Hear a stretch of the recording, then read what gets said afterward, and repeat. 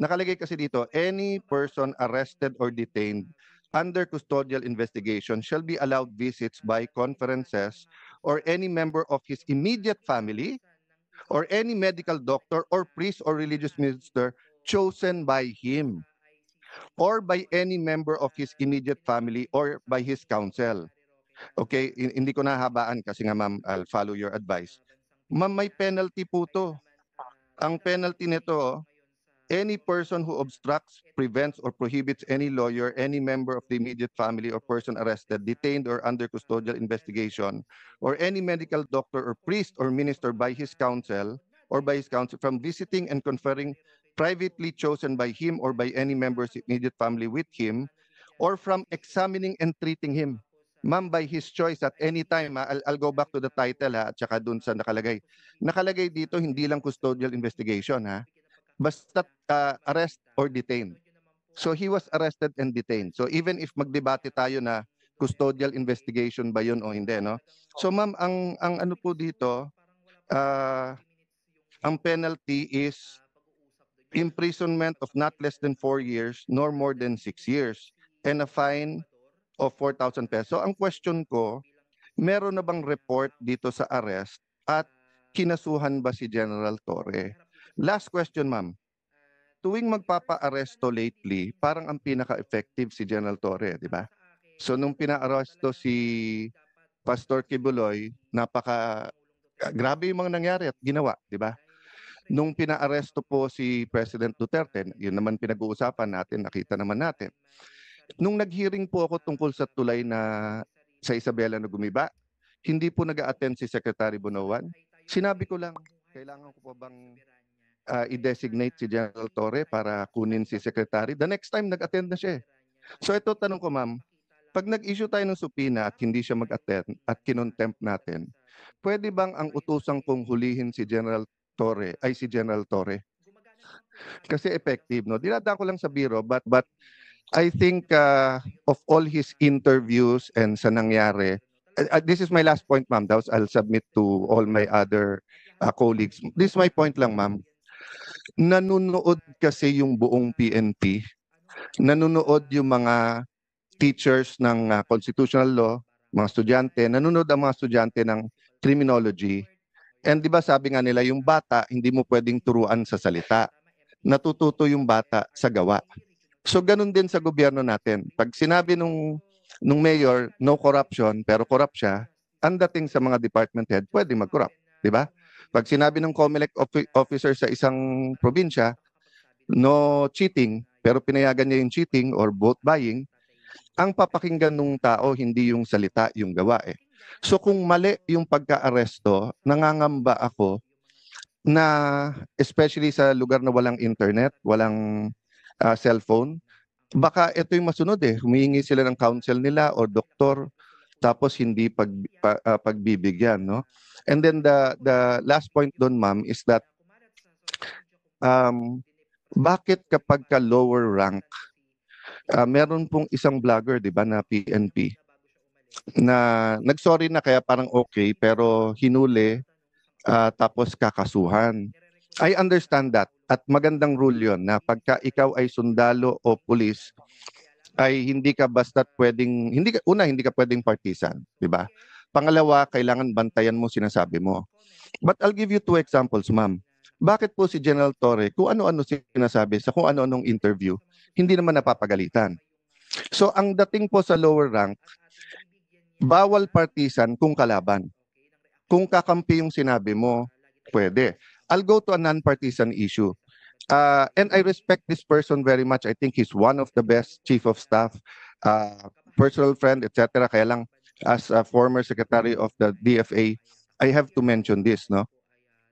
When the AFP chief of staff said, prepare kasi madadamay tayo kapag ka-invade yung Taiwan, tayo po ay may one China policy. Ano po ang magiging reaction natin nung sa Marawi siege kung sinabi ng China, prepare kasi pag sinugod nila yung Marawi o kapag nilabanan nila yung secession sa Mindanao, mai-involve tayo. Magre-react din yung foreign affairs natin, hindi ba? Kasi nga may one China policy tayo. Don't get me wrong, ha. Ayaw natin ng gulo sa Taiwan. Nakikisimpit tayo sa democracy ng Taiwan. We want them to coexist with mainland China. But having said that, we have to be sensitive. So the right person to speak is either the DFA or the presidential spokesperson, hindi po sundalo or police, no? So I'll stop there, ma'am, pero sana nga consistent tayo para hindi nalilito yung mga kawani ng gobyerno kung ano talaga ang tama at ano yung mali. Thank you, Madam Chair.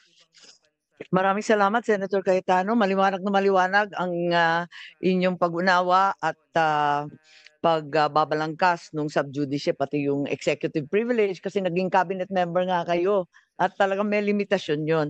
Mag-umpisa tayo kung hahayaan ninyo ng chronological at nais ko lang ipakita na sa kaguluhan nung nakaraang taon, sa Mayo pa lamang nagkaroon na ng briefer tungkol sa aresto ni Presidente Duterte. Hindi tama yung sinasabi na walang kinalaman ng Pilipinas dito. Ilang beses tinatanggi ng ating mga opisyal, sana narito sila para ipaliwanag. Subalit nag-press release po ang liwaliwanag nung DOJ Assistant Secretary Miko Clavano, May 8 ang kanyang mga press release at sa kalagitnaan ng kaguluhan tungkol sa PI, yung ating People's Initiative sa kaguluhan ng Davao at Maisog rallies ay biglang nagkaroon ng bagong briefer na ginagawa ng DOJ. Ito ay unang-una for the potential arrest of President Duterte, ikalawa ang pagbabalik ng Pilipinas sa ICC. Maliwanag na last year pa, May of 2024, nag-umpisa na ito. At sabi rito, aware naman tayo na yung policy ay hindi papasukin ng ICC. Pero posible naman mag-iba.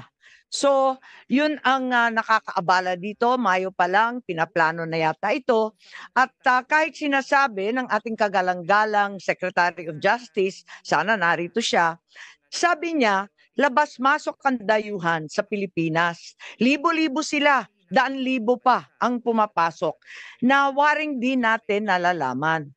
Ngunit, kilala ng ating Bureau of Immigration ang ilang ICC, mga tauhan na klaro na pumasok dito. Unang-una, maliwanag, si Maya Destura Bracken, dumating noong October 4, 2024. Siya ay galing US at interpreter siya noong ICC. Maliwanag po yan at maliwanag din na dumating siya sa Pilipinas. Ikalawa, andito din yung protection expert para ipagtanggol ang mga testigo. Ang pangalan, William Rosato, dumating sa Pilipinas October 15, 2024. Mahabang pagpaplano to. Nakita din natin na may dumating din na isa pang protection expert at iba pang mga dumating na si Amir John Kasam. Dumating October 20. At yung investigador, dumating din sa October 24, siya yung huli. Ang huling ICC na nasa record ko, October 24, Glenn Roderick Thomas Cala. Siya naman yung investigador at hindi ko alam kung kumpleto na ito dahil meron pang binabanggit na Robin Croft na abogado naman nila. At may binabanggit din sa kanilang mga usapin na bagong team ng tatlo parating daw ng 19 October. Hindi ko na nakuha yung pangalan pero maliwanag na merong mga dumating na ICC at nagpakilala bilang tauhan talaga ng ICC na may kanya-kanyang espesyalidad. May protection expert, may investigador, may interpreter, may abogado. Klaro po yun at itinira, hindi natin sa sigurado ang binabanggit at sinulat nila sa kanilang immigration papers, Midas Hotel, Raffles Hotel, Diamond Hotel. Humingi rin sila ng protection detail and transport sa Pilipinas. So maliwanag na ang Pilipinas ay tumulong at talagang nagpakita ng partisipasyon. Alright mga kababayan, so magre-react po tayo dito sa video po ni Senator Alan Peter Cayetano sa kanyang pag-attend kanina sa Senate hearing kasama po si Senator Amy Marcos. Ito po yung patungkol sa pagpo-probe dito po sa pagkakaaresto po ni dating Pangulong Duterte. Okay, so kanina ay tila binanatan nga po ni Senator Cayetano si General Torre patungkol nga po dito sa pagkakadakip nito ni dating Pangulong Duterte, no? At inihalin tulad niya nga yung mga nakaraang pangyayari na kapag ka nga si General Torre ang nagpatupad parang agad-agad parang lahat ata ay napapa sa kamay niya, kumbaga parang effective kumbaga. So para sa kaalaman po ng lahat, si Senator Alan Peter Cayetano pala mga kababayan, siya yung nagsulong po ng PHIVOLCS Modernization Act, no, na naglalayong palakasin po yung kakayahan ng Philippine Institute of Volcanology and Seismology or PHIVOLCS, no, sa pagtugon sa mga sakuna, lalo na nga po yung sa lindol. So bilang pagpapatupad nito, narito yung mga ilang pangunahing layunin at probisyon ng panukalang batas. Ito nga yung pagpapalawak sa monitoring system na layunin nitong mag-install ng seismic monitoring system sa lahat ng 24 aktibong bulkan sa bansa mula sa kasulukuyan, 10 lamang. Okay, so ito din yung pag-upgrade sa kagamitan ng mga pasilidad kasama na yung panukala ng modernization ng mga kagamitan na sa PHIVOLCS upang mas maging epektibo ang kanilang operasyon sa pagmamonitor ng natural na panganib tulad ng lindol at pagsabog ng bulkan. So marami din pagpapabuti ng sahod ng pagsasanay, pakikipagtulungan sa iba't ibang organisasyon, pag-list ng lupa para sa PHIVOLCS. So ayan po yung mga panukalang batas na mahalagang hakbang upang mapabuti po at maging handa po yung ating bansa sa mga ganitong sakuna, lalo na nga po 'di ba yung nangyari sa Myanmar, sa Thailand na kamakailan ay nagkaroon nga po ng malakas na lindol. So itong video na pinapakita ko sa inyo ay yung 80th birthday po ni PRRD na dinaluhan po ng mga supporters niya. Ayan, nagtipon-tipon po sila dyan sa Minjola at inabot nga po yan ng maghahating gabi na din po. Then after nyan, lumipat po sila sa Liwasang Bonifacio. So yan po yung mga kaganapan natin this past few weeks dito sa ating bansa at abangan nyo pa po yung mga iba pang mga nangyayari at mangyayari, lalo na ito po yung mga napapanahong issue sa ating bansa. So comment down below mga kababayan kung kayo may mga komento, suggestion at ating pag-uusapan yan sa comment section. Muli maraming salamat at God bless po sa inyo.